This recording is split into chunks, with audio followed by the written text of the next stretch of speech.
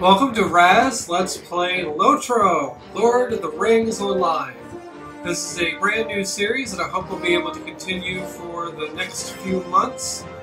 I was looking through my alts and noticed that I have neither dwarf nor hobbit main characters of any class. So I decided, why not show off some of my favorite places in Middle-earth and also play a new race. So I'm going to roll a new hobbit. And hobbits lend themselves particularly well to classes that need vitality and don't need might, because there's a penalty to might for the race and a bonus to vitality. So a warden is a tanking class that I'd like to play with. I already have a warden, a man warden, level 52, sitting in Moria, but I'll just roll a new hobbit. Warden. I already kind of looked ahead to see what name I wanted to pick. I want to go with Rasbo. Let's do a little customization.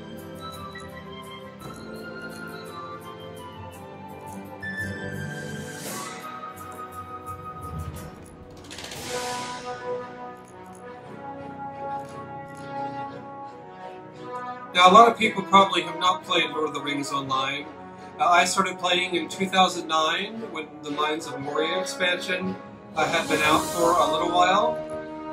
I got the Mithril edition, which comes with a few bonus tokens for some handy items, which you'll get to see once we get started.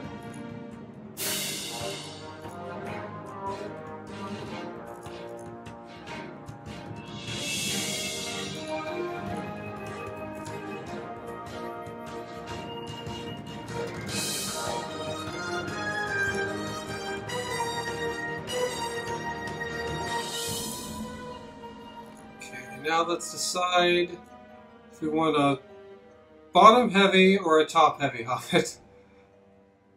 We'll go in the middle. Nice and proportionate. I am going to go ahead and skip the new user tutorial. It'll save a little bit of time and get us some more content. I'm hoping to keep these episodes around about an hour apiece, and hopefully make it at least through Moria, and maybe even all the way to the level cap, which is currently 100. So, without further ado, let's begin. I'm going to give my name as an organization. Excellent. So we have a level 1 Hobbit Warden. I had to switch from my mechanical keyboard to my Logitech G510, and that's not a problem. Just because my mechanical keyboard is very loud, because I like the blue switch keys when I'm doing a lot of typing, which I do for my day job and other work that I do. So I just switched to this keyboard. Hopefully it's not too loud.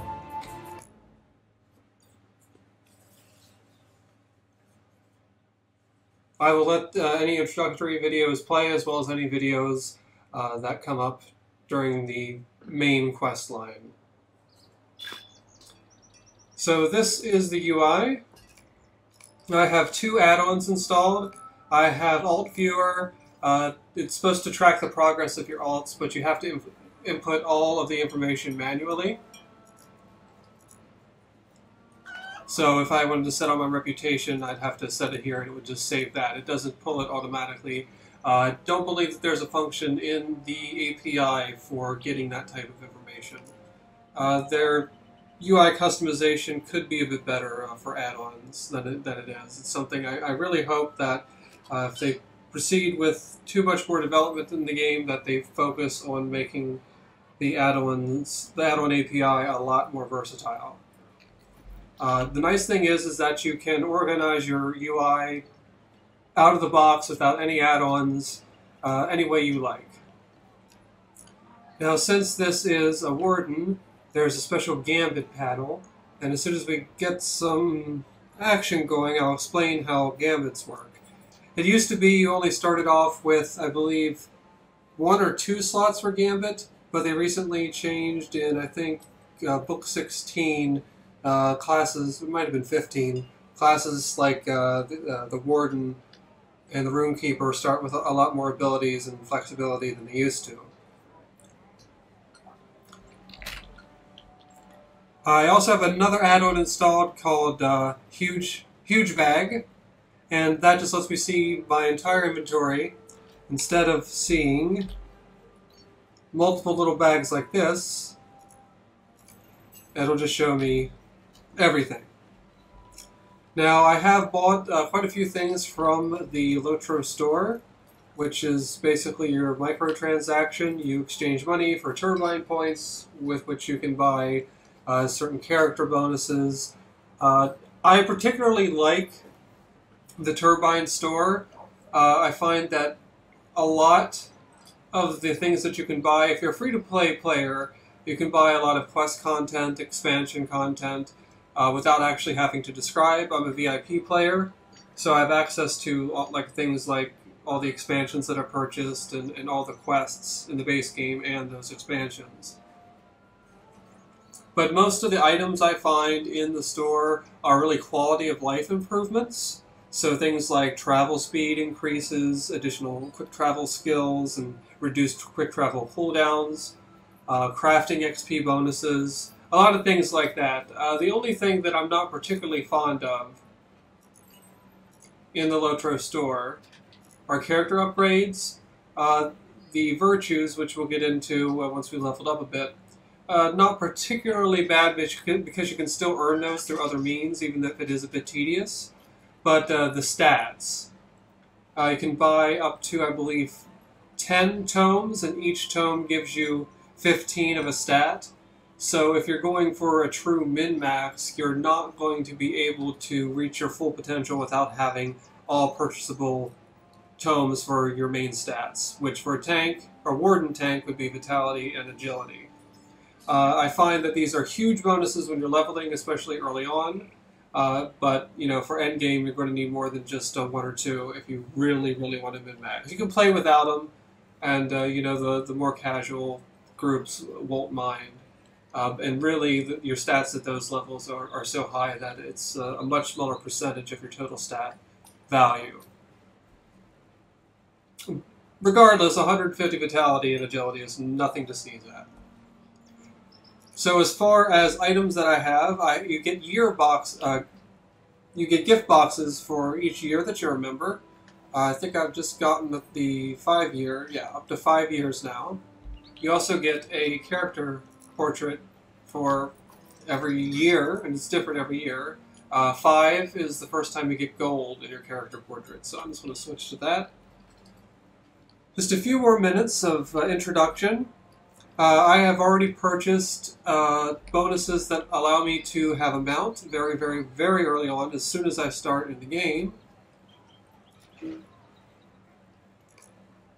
So I'll be able to use these. So this will slow down my mount speed because I have purchased a mount speed boost so that all of my mounts are at, I believe, 72% speed. Even the really slow ones, which is a real boon later on. When you get to Moria, and you have to get rep in order to get the normal speed goat, but you get a slower goat relatively cheaply. That goat is also boosted to your mount speed, and it's 68%. So even the slow goat goes at 68. Everything does. Highly, highly recommend that because it applies to all your characters. You don't have to buy it per character. Excellent.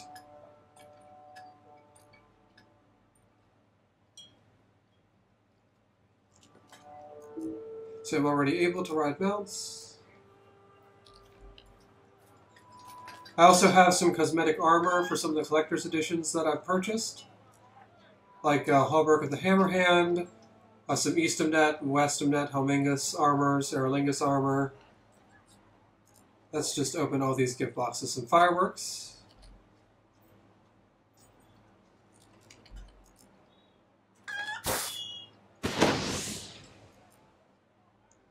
And just some cosmetic items.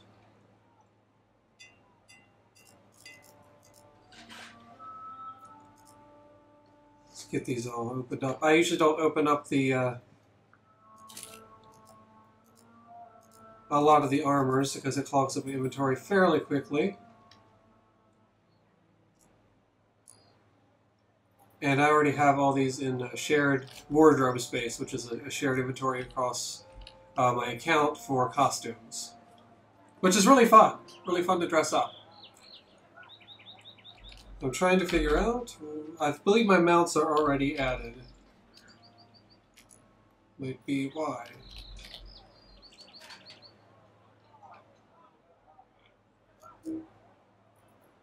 Oh, I'm not a novice yet. So we have to go through, even if we skip the introductory, the new player introduction, we still have to play through this little intro, prologue type story quest line. And then once you finish that, you are a novice and you can join groups and chat with other people, trade with other people. Thank goodness you're awake.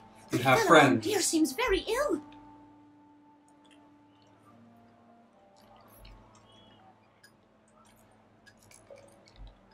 So for this introduction, we have Amdir here, has been stabbed. Do not trouble yourself on my account. It is only a chill. He's been stabbed by one of the Black Riders, so he is, well, turning into something. He's very ill. There are too many deeds to be done, all pressing, and none of them easy. Now, Wardens wear medium armor, so they don't have as much mitigation. Perhaps you can help, my friend. As a Guardian, which is your heavy armor taking class. They're more agile, and they get a lot of boosts depending on what gambit that you have. So that's really how they maintain their defenses, is through attacking.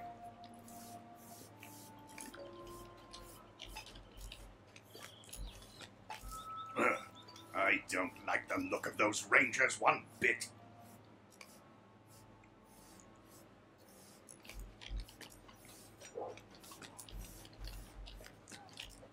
What do you need?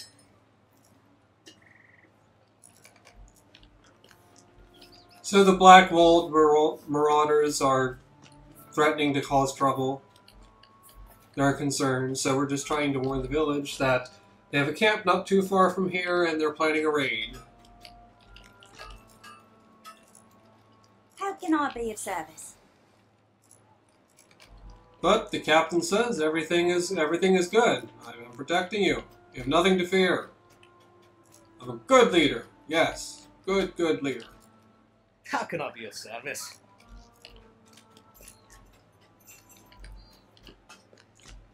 So Amdir is trying to warn them. No avail. Alas for peaceful folk everywhere. It is an enormous task to convince them that evil Now we've reached level 2. intentions will So commit we start evil talking deeds. to the trainer. Before you try to fight, you must learn what skills you may from the trainer. I didn't even have to narrate that. It's done for me.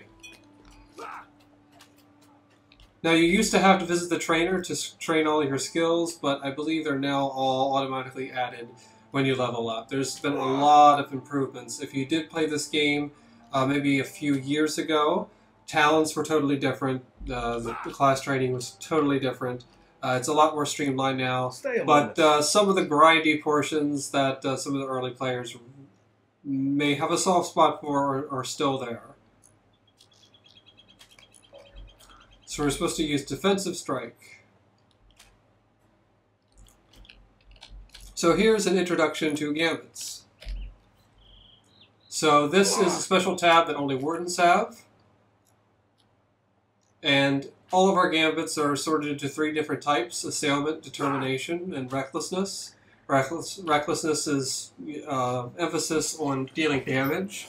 Determination is on taunting and defense and healing. And I have a towel over my mouth so it doesn't make as much noise, but a little bit hard to scroll. And assailment is for interrupts, some ranged attacks. Really similar to, it's kind of like a combination of determination and recklessness. And they all don't quite follow the rules. There's usually always exceptions to like the theme in each section. But in general, you have 3 actions you can take. You can take your attack with your main weapon, which is going to be either a spear or a javelin. Javelin's range, spear is melee. You're going to have your shield attack, and you're going to have your fist attack, which is a taunt. So, main hand attack for dealing damage, shield attack for building defense, and fist attack for taunting and also damage over time. So, a lot of gambits are kind of predictable and kind of what they might do based on what elements are in them. So, for instance, defensive strike is 2 shields. This is the one we need to use to finish this quest. Adds to block rating, 10% chance to increase your block rating, and deals damage. All the gambits deal damage in one way or another. Except perhaps the healing... No, even the healing ones. So they all deal damage and also add buffs, debuffs, taunts, interrupts, everything. But let's get on with it. So, let me just organize a little bit. These are my self buffs.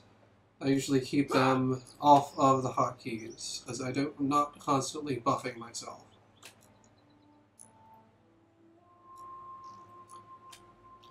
So, Gambit time. Hit with shield. Hit the shield. Now our 4th icon is changed.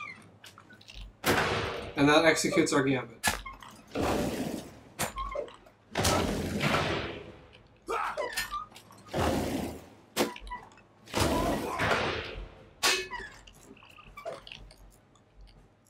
What can I do for you?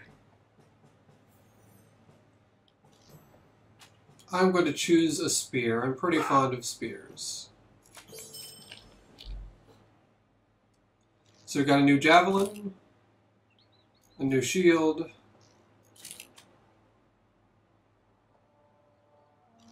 and a new spear. Now we have 2 modes that we can put our warden in. Assailment, and in the fray. In the fray is your melee, and assailment is your ranged.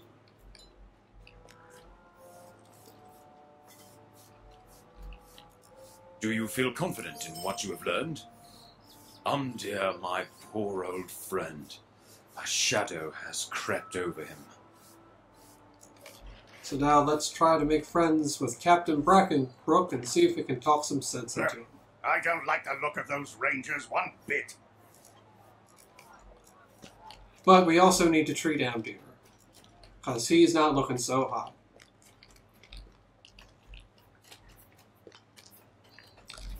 So there's this nice quest tracker on the map to show you the general location of your objectives.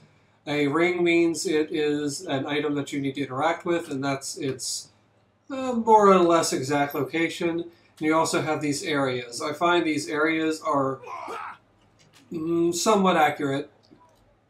And many of the times there will be additional areas where you can find the mob or the resource that you're looking for, and sometimes they are way off, but more or less you can trust them. You can also only have 5 quests that you're tracking at any time. I'd like to see them add more to that. And you can only, it's really hard to determine which quest is which. They have these pick a color for tracking them to kind of make it a little bit easier. But usually what I do to find out is I just hover and see which one starts flashing. So these are my quest objectives for this particular quest. Because oftentimes the whole map will be covered in color and rings, and you're not sure which one is which. There's not a whole lot of color variation, by default anyway. Well, make it a little bit if it isn't the rumor monger. Kill some wolves. Haven't heard that before. So I'm going to use a few different gambits. One of my favorites is using the shield and then attack. So that's your heal and deal damage. The way I think of it is you put your shield up and then poke them and then kind of hide behind the shield. That's kind of how I remember that's a heal.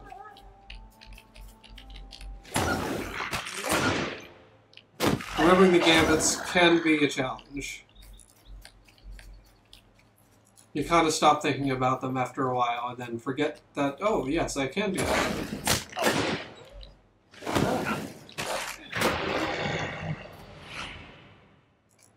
Now at this level, a gambit like this still shows up as persevere.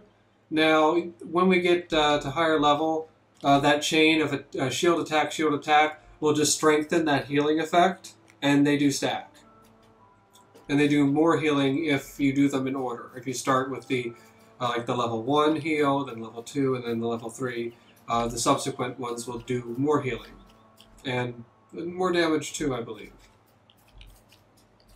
So there's definitely not only a gambit that you have to remember, but also a particular order to do them in to make them more potent. Now, we got a notice just a minute ago that we had some pending loot. So the nice thing that they've added is that if you run out of bag space, that the loot goes into this overflow. Although I did not run out of bag space.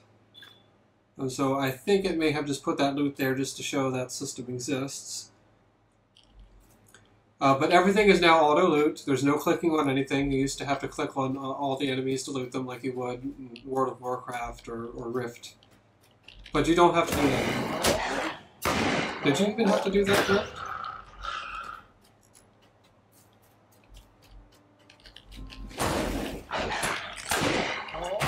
And you have 50 slots of overflow space, and they time out in order. They all last an hour.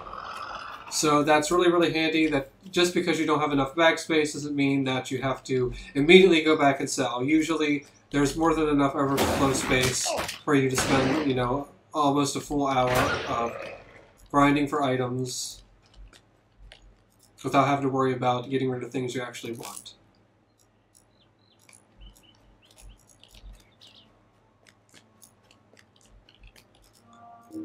And you could choose to discard certain things from that overflow list and just drop them to make more room for more valuable stuff. So it's almost like having an additional 50 slots. I believe the maximum number of slots right now is 120, might be 130. On my main, I do have the maximum amount of inventory slots, but this character, oh, it's 120. I guess that is account-wide. I actually had to modify that add-on because it was, when they added additional bag space, I think at the time the max had been increased to 90, and I bought some more, but my add-on did not know how to add more blocks, so it would crash and just not work. So I had to do a little bit of modification to get it to allow it to count to a higher number. So now I have a version that will count to an arbitrarily high number, as long as my screen has space to display them all.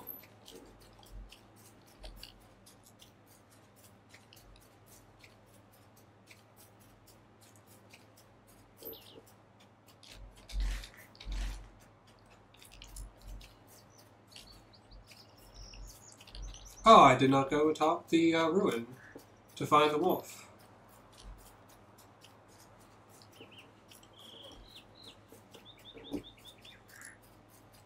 Let's see what we can take a look at. This game does have housing. I do have a home. It's one home per server, per account. So if you have a lot of alts, they all have to share the same house if they're on the same server. I've had this house for quite some time. You do have to pay a weekly upkeep. I think the weekly upkeep for mine is 150 silver. Really, really affordable at higher levels. I would say that once you get to even Moria now, it's really easy to deal with the upkeep.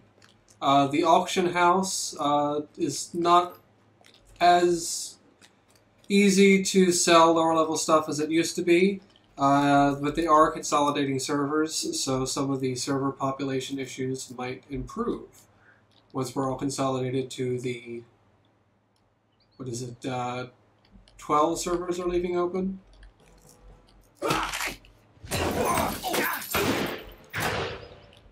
See, I don't even get a chance to finish my gambit.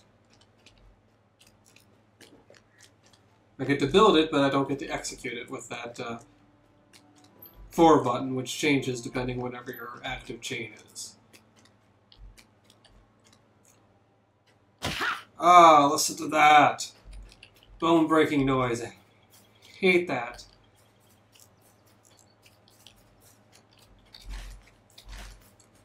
That's worse than the movement speed decrease penalty from falling. It's just that noise.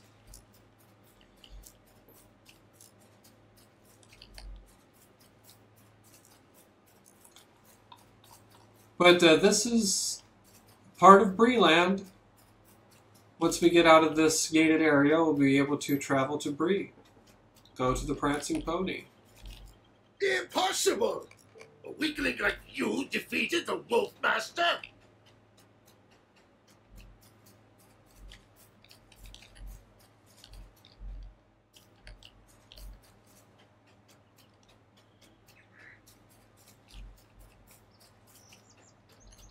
At level 5, we can choose our crafting professions. Looking forward to that. But I don't think there's anywhere to learn those until you clear this opening area, which I hope I'll get to finish tonight.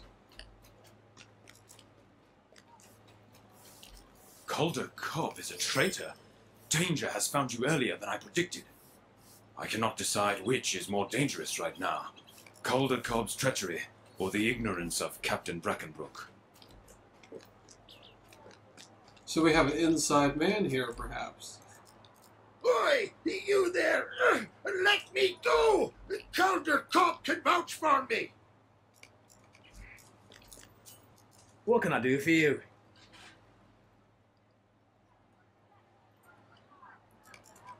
So it might be true after all, the Blackwolds are planning to attack. How can you say this? And we get some more armor. Loyal to me since he And was a new a level. boy. I suppose it would And be new skills. wise to investigate your claim. So there's no ranking of skills here. I don't believe that there ever was ranks of abilities. They all increase automatically in power.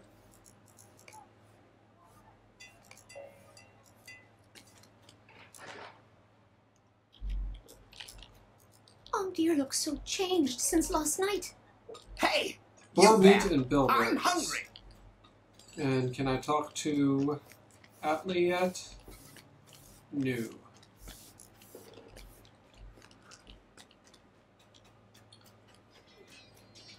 Recently they did an overhaul of a lot of these zones. Not really the starting areas, but a lot of the normal zones. They improved the quest flow quite significantly, especially in areas like Evendim, which we'll get to see, and the Lone Lands and North Downs. They reduced a lot of the back and forth between quest hubs that a lot of the quests had, where you'd have to go to the next quest hub, but then the quest destination would be closer to the last quest hub than it is to the current one. A lot of that's been improved, and the flow is much, much, much better. In fact, Evendim is probably one of my favorite areas to quest pre-Moria, where it used to be when I would never bother with it. I would try to get in just to level up to the minimum level I could stand to move on.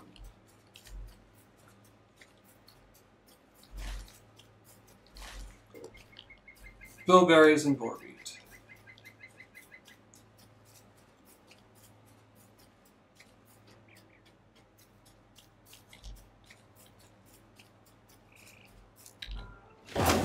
Oh, I see a spy over there.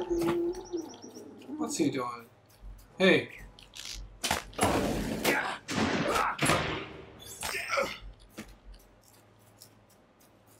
That wasn't nice. You also, as a VIP, get these presents that you get to open. The gold is once a week for free, and the silver is every day for free. And they just give you random items. They can give you armor, things that you can sell for gold. The amount they sell for scales to your level. So right now it's worth 200 silver, which is a lot of money for a character at this level. The way the money works is it's 100 copper to a silver, and it's 1,000 silver to a gold.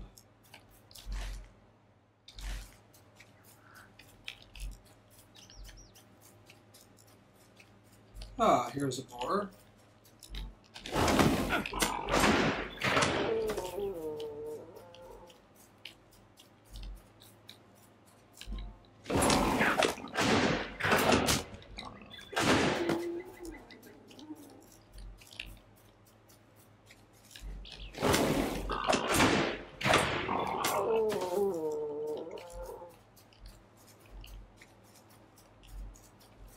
Ah, someone we can talk to. So the bilberries are closer to the marsh. A stranger, eh? And a cloak. You're the best thing that's happened to us all day. Our best hope is to get help from Cone, our neighbours. They will not let Archet fall to brigands. So I need to Do go to something for Cone.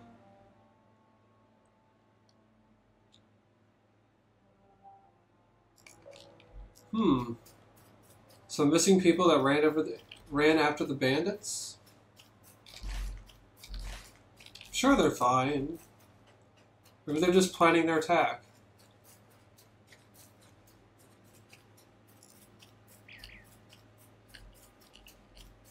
That's fine.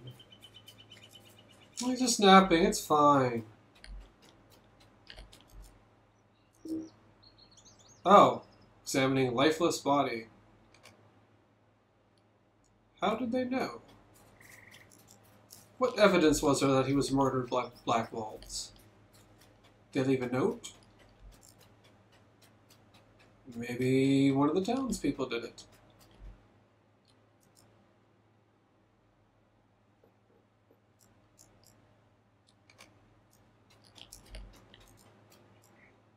Bill Hayspear. I wonder what he does for a living. Hmm.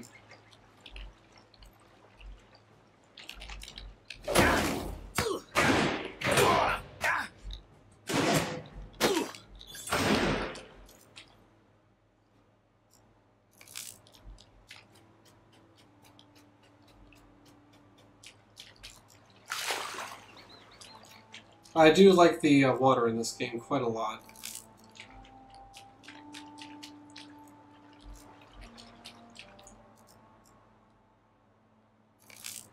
It's not so much the, the interactivity of it that I like, but it just seems to blend well with the rest of the aesthetics.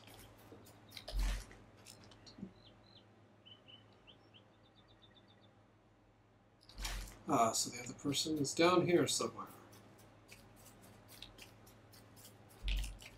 It's not particularly fancy water, but it looks nice, and there is a reflection in it. When we get to Evendim, that's very important. You cannot have a zone like that without having water that looks decent.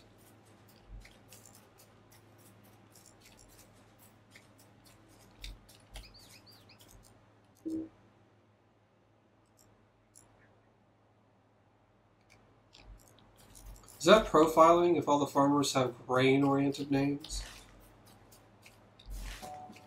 Labeling theory? Self-fulfilling prophecy?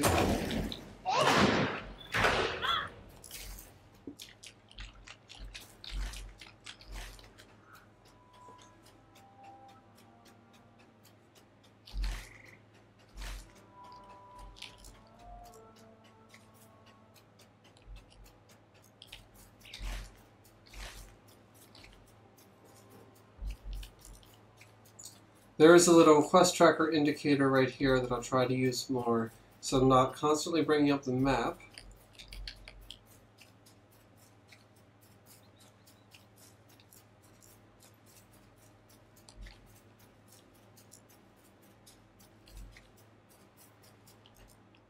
What do you need?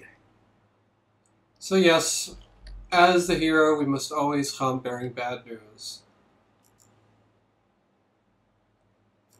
We'll get another spear. Spear.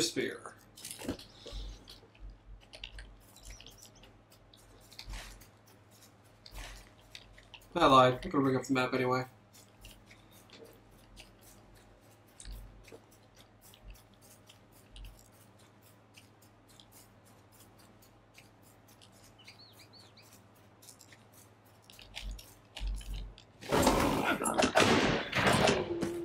He looked at me crossways.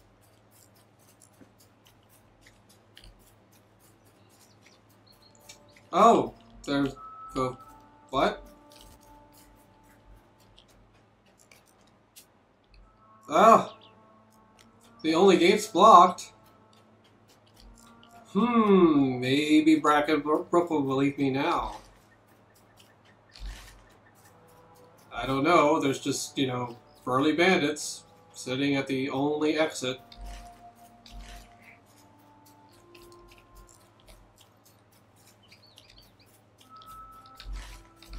Everything's fine. Listen to the music. It's not foreboding. It's peaceful.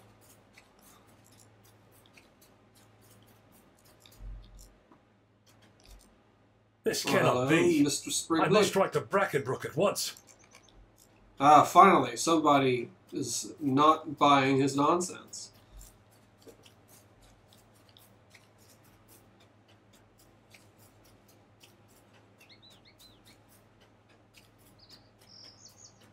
I think I wanted to leave the general world chat up. There might be some funny stuff in there.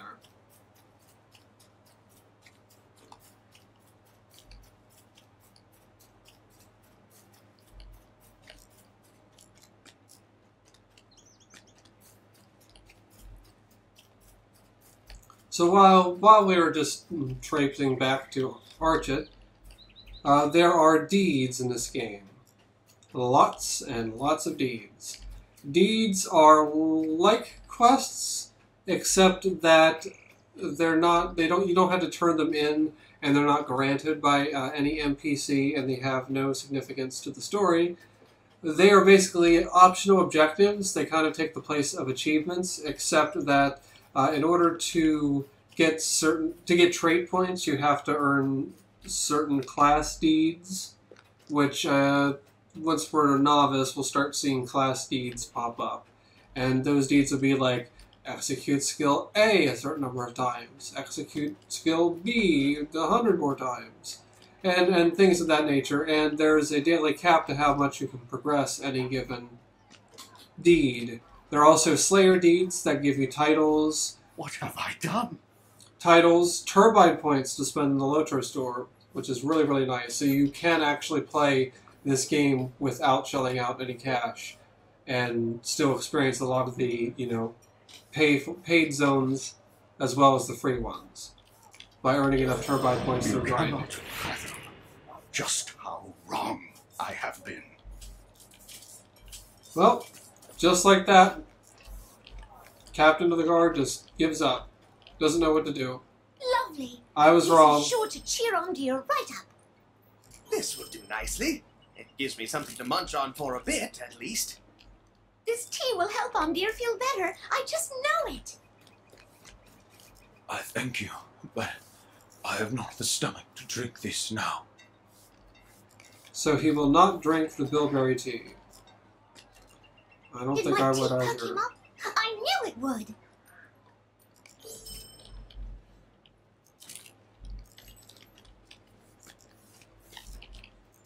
Do not despair. You have done well.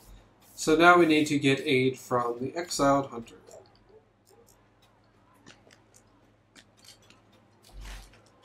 Who is over at the hunting lodge, which is fairly close. There is actually a shortcut that way, but it does not open up until a little bit later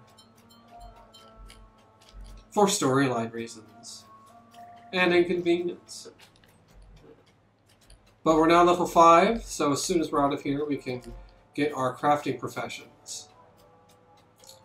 And I'll end this episode once we reach the end of this quest line, which shouldn't take too much longer.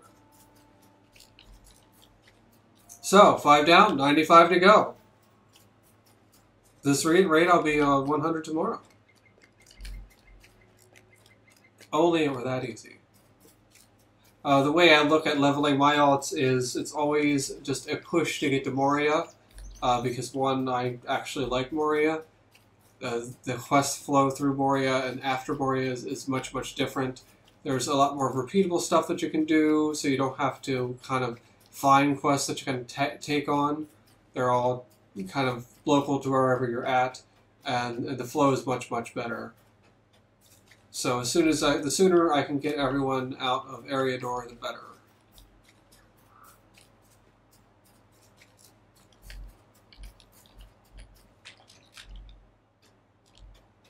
It's actually not bad having Hobbit. Ah, at least Spiderbane. He has a quest for me later. I wonder if it involves killing spiders. I presume you're here to bring me ill news from town.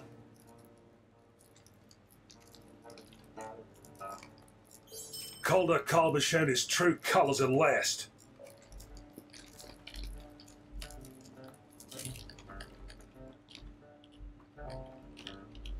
I had a cosmetic item equipped instead of real armor. Pro tip, don't do that.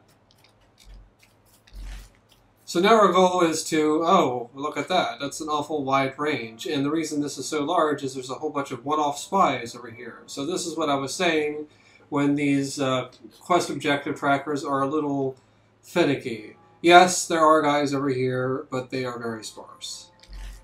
And not really the intended mobs for you to kill for this quest. You're really meant to go over here to their hideout and thin their ranks.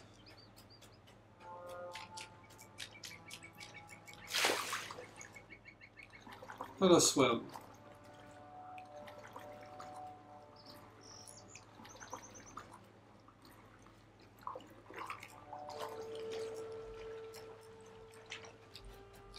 I'm going to try to filter out as much noise as I can from these videos. I know that my Crystal's playthrough did have a hum that became very, very apparent at higher volumes. So I am definitely going to be more diligent about filtering out that kind of noise.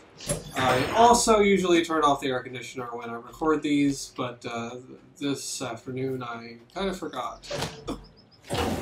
I believe it's only turned on once since I've been playing, though, so hopefully the noise filter will catch that.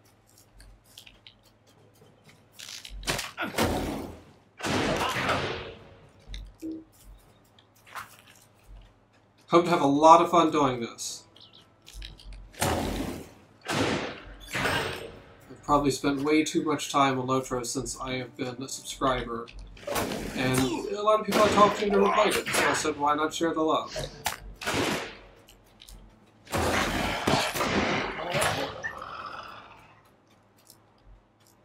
So now we just need to collect some information.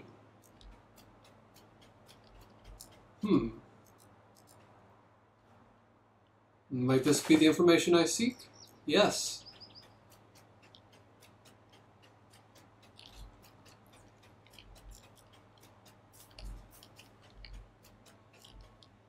That's gloomy.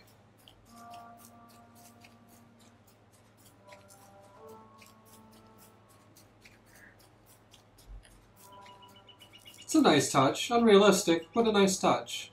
And it's not just a darkening of a sky, it's a complete skybox change to a different cloud pattern. Which is nice.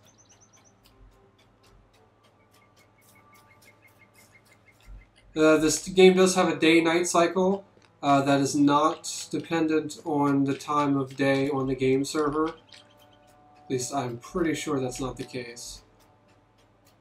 Unless I just usually play at night.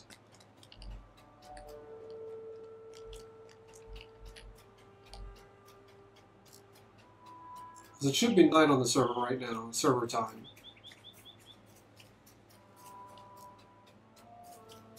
The night sky is really nice to look at here. Some of the zones, it's especially Evan Dim, just really gorgeous. Well, why didn't he just start playing at Evan Dim? He talks about it all the time. I do have 2 all sitting there right now.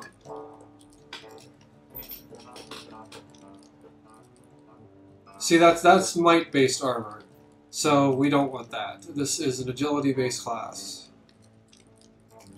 I believe there is hope for us yet. We only need a strategy.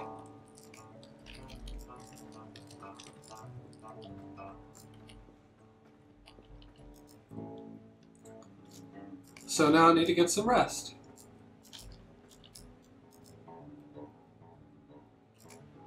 Science importance.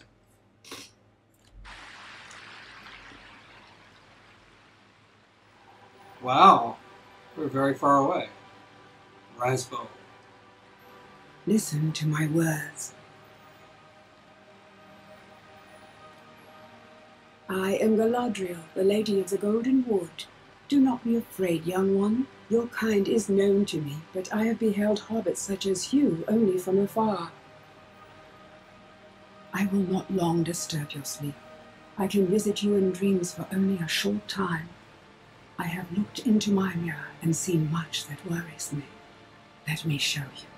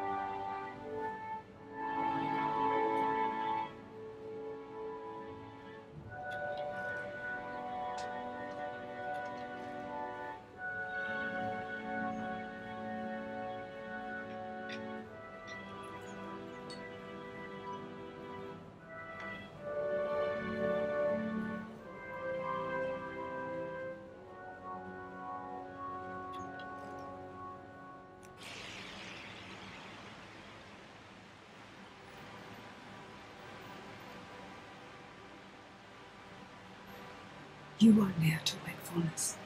The last tendrils of sleep will soon release you. You ask why I wanted to show you this?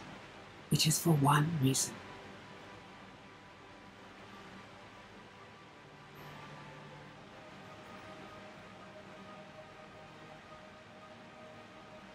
I saw you in my mirror, not once or twice, but often. Whether you desire it or not, your fate is tied to that of Middle-earth.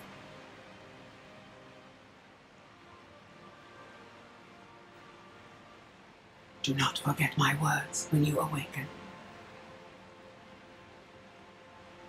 The free peoples of Middle-earth will have need of you.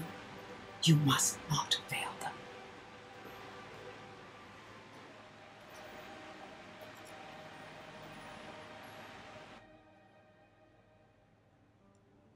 Now that's something I had not seen before. I did not know that they added a kind of a preview sequence. The original game was Shadows of Angmar, which meant your goal was to get to Angmar, that first part of the cutscene, to Karn Dûm. And then it shows you Moria, the Balrog, and the Fellowship, and Gandalf facing the Balrog. And finally to Rohan. So I didn't know that they added that. That's a really nice touch. Well met, friend. Oh, we have to kill spiders. This name is well earned.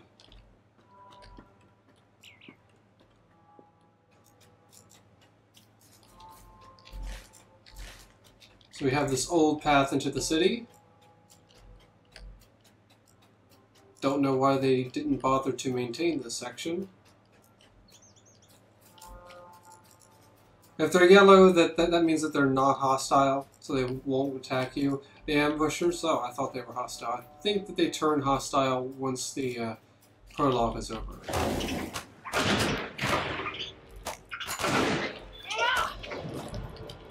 Now we get class traits. Level 6. And outfits.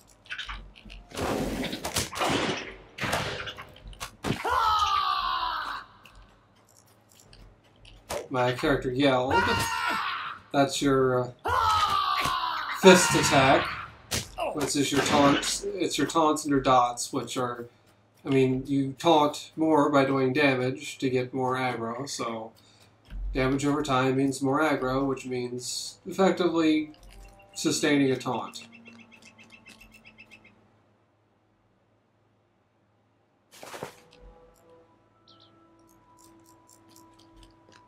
That scout did not have a good day.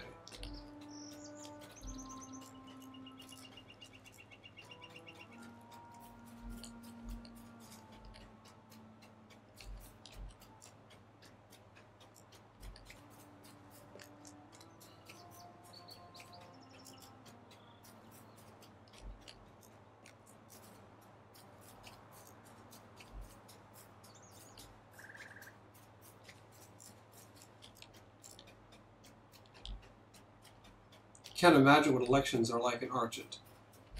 The politicians promise to rid the town of spiders.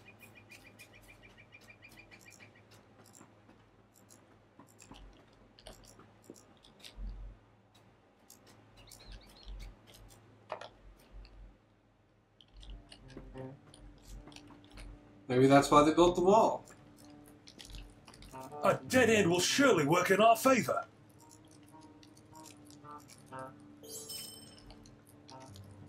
Okay, so here we will earn the novice skill by completing this next mission.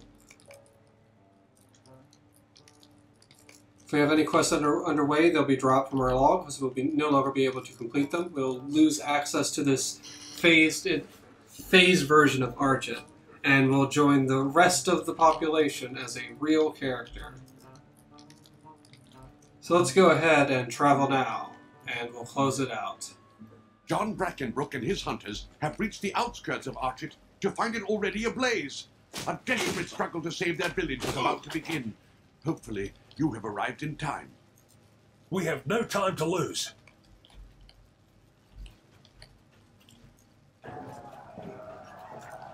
We must save Ned.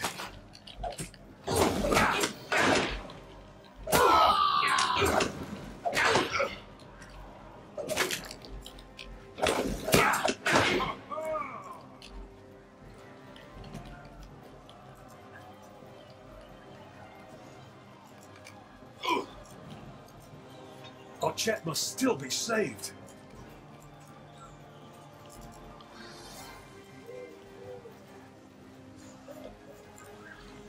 His own father cast him out.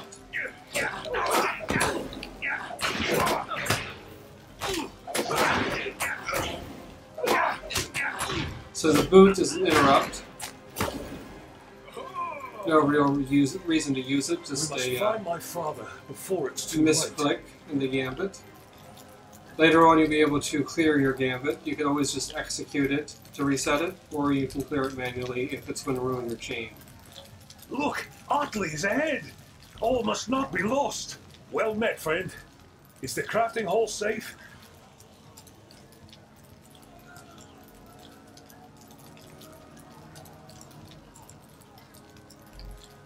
Oh, well, that's a lost cause.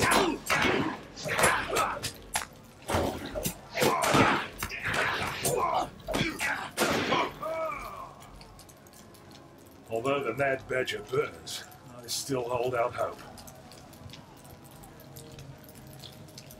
Refreshingly optimistic. I wonder where he gets it from. Father, I knew you would survive.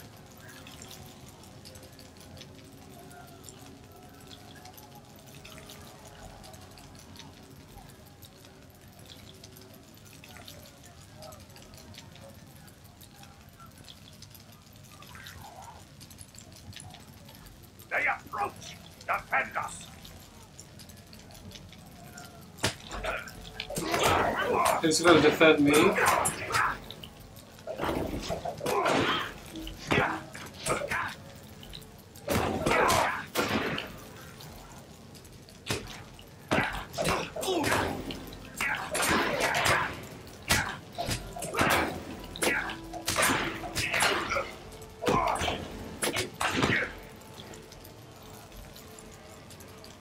No more time. Oh my! We can't Cargo, ring. not Nazgul. This is more sinister than I thought.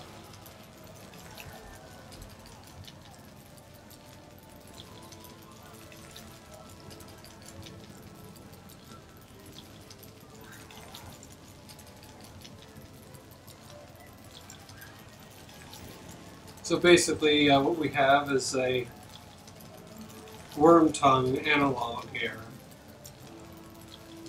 manipulating power. Dear, where are you going?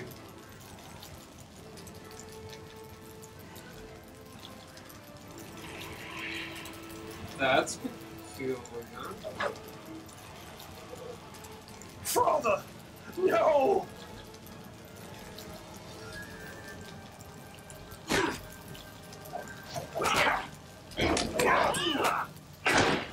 You're not allowed to do that in my town. What misery has befallen us? My father was right to trust no one.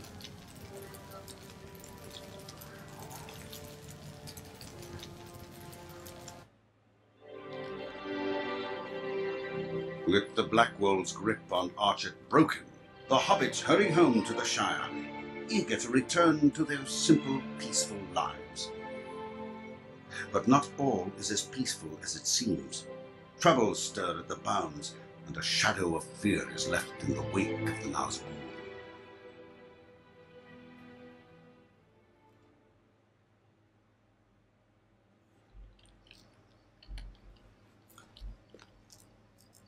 And with this, we'll become a novice, and we'll get our first milestone skill.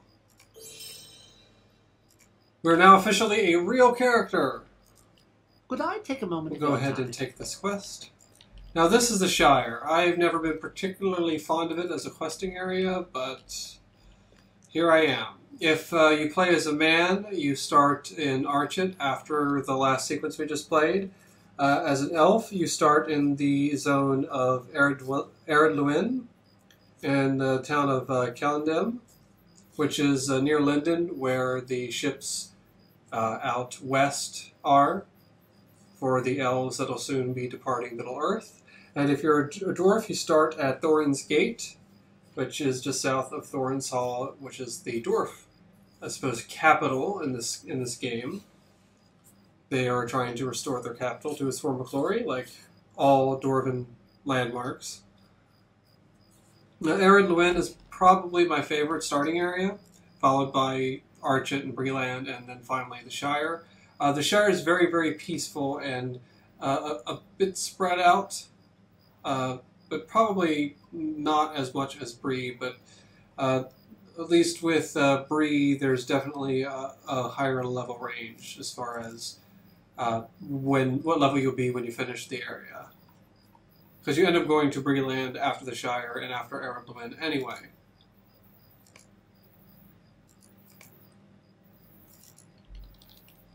So you get this gift pack when you finish the starting area. And this is a really handy... Let me just open this last mail. So you get this gift pack, and what this gift pack is useful items like potions and damage and movement speed buffs and defensive buffs, and every so many levels you get to open it again. So there's a box that opens at a higher level inside the box at a lower level. So this box carries on with you until like level 40, I think. I think I don't have the box anymore on my alts. I think I've reached like the max level box, and I'm pretty sure that it's level 40. So you kind of get some stuff to keep you going, like updated food too that heals you for more. It's nice and handy, and it's been in the game for quite some time. I think it came out with Rise of Isengard. But now that we're a real character, we can do a whole bunch of more stuff, like select our crafting professions, go to our house, set a milestone, which I'll just go ahead and do that right now. There's a milestone right here. This is basically your hearth. You can have more than one, but past the first one, you need to buy them from the Lotro store. I'll show where that is, because I might buy it. So you get milestone skills, so you can be bound to many places. If you are a hunter or a warden, these aren't super important because you get your own little free warps and teleports.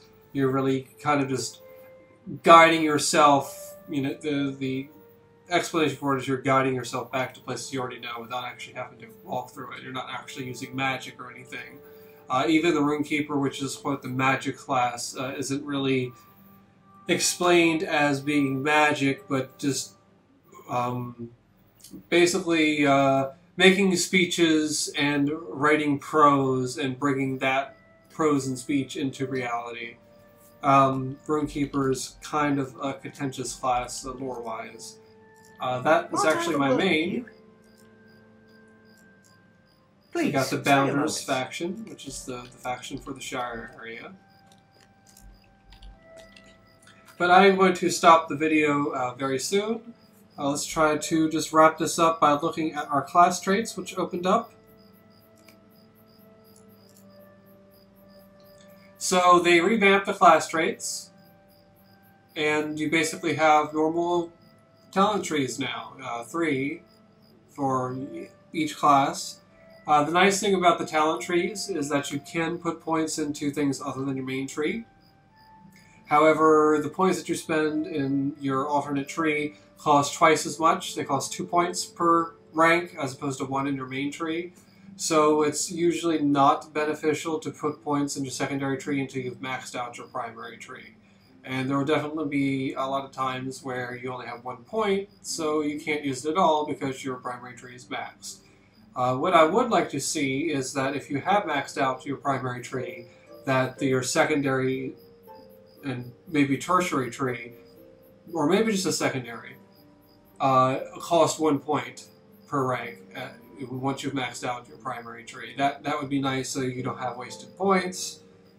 I think the total number of points is even, so there aren't wasted points once you get them all, but there's definitely a few that are a bit more difficult to get without a group, or without quite a bit of grinding, or without a bit of luck. So it'd be nice if you had that option, so you're not wasting points. So for this guy, we have our tanking tree, our melee tree, and our range tree. I'm going to pick the melee tree. Spec 2. That allows me to break defenses, remove block rating from our enemy, and we'll just go ahead and accept. Well, we already accepted our specialization. Okay.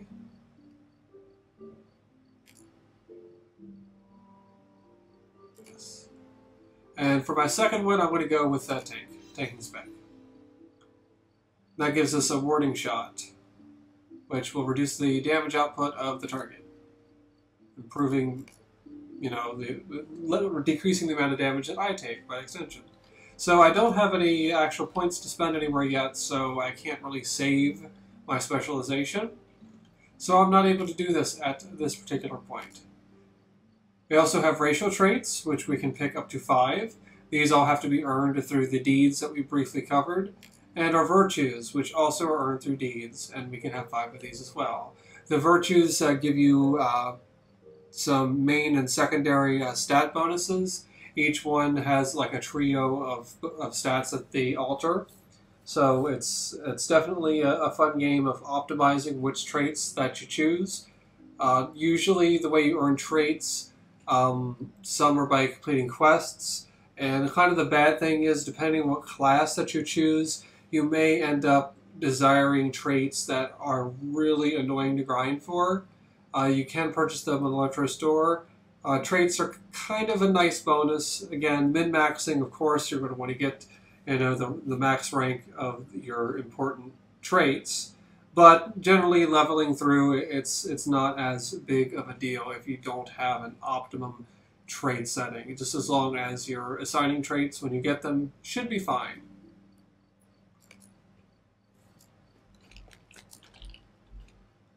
Is that all for today? I think it is. I think this is an excellent place to stop.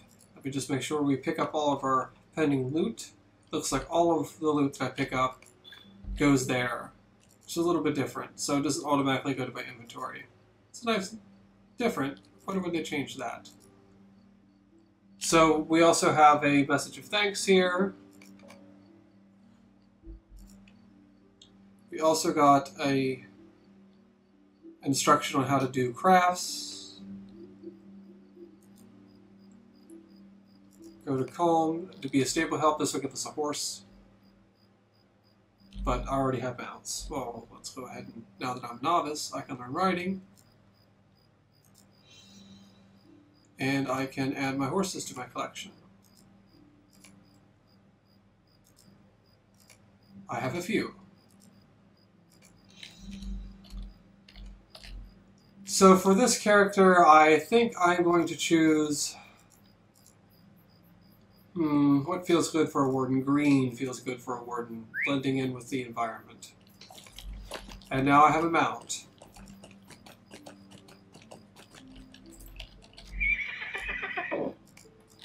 I'll go in a little bit more into mounts when we start the next video, and then we will continue with the Shire, and we will begin our tour of Middle-earth.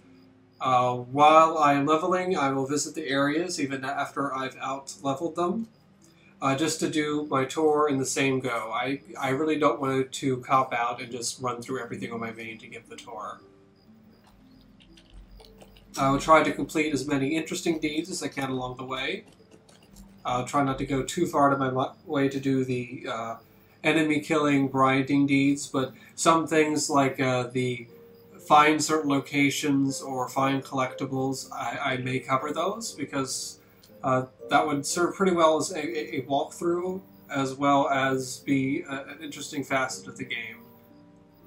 Because there's some interesting lore behind some of the things that you have to find and collect.